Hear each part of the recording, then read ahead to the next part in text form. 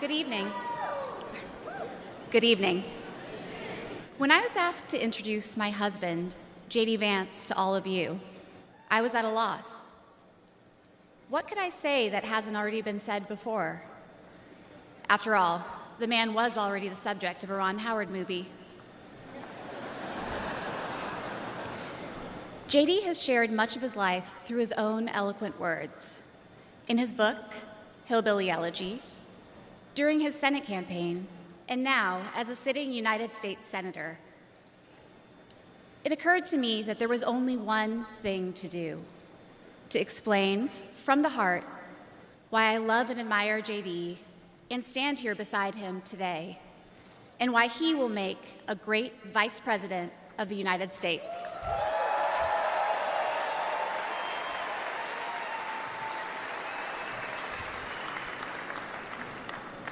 I met J.D. in law school when he was fresh out of Ohio State, which he attended with the support of the GI Bill.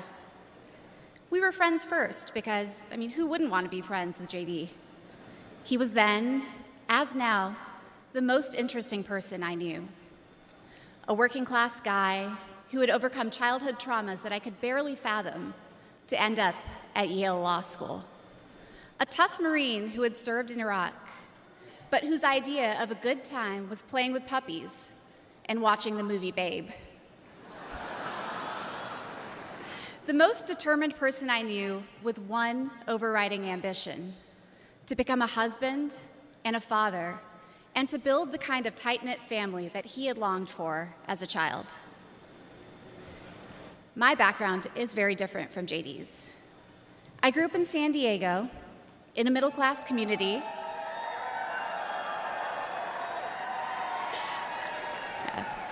with two loving parents, both immigrants from India, and a wonderful sister.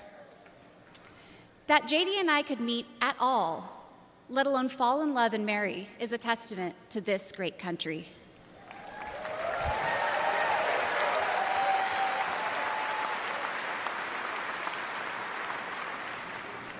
It is also a testament to JD, and it tells you something about who he is. When JD met me, he approached our differences with curiosity and enthusiasm. He wanted to know everything about me, where I came from, what my life had been like.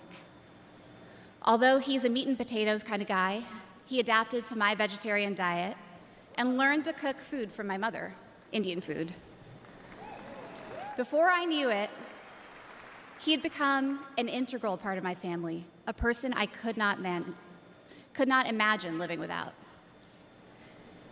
The JD I knew then is the same JD you see today, except for that beard. And his goals in this new role are the same that he has pursued for our family: to keep people safe, to create opportunities, to build a better life, and to solve problems with an open mind. It's safe to say that neither JD nor I expected to find ourselves in this position, but it's hard to imagine a more powerful example of the American dream. A boy from Middletown, Ohio.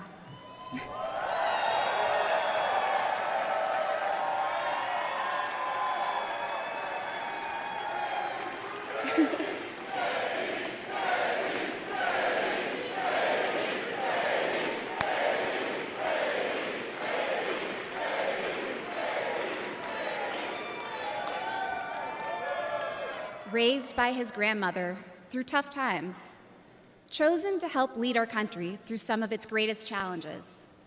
I am grateful to all of you for the trust you have placed in him and in our family.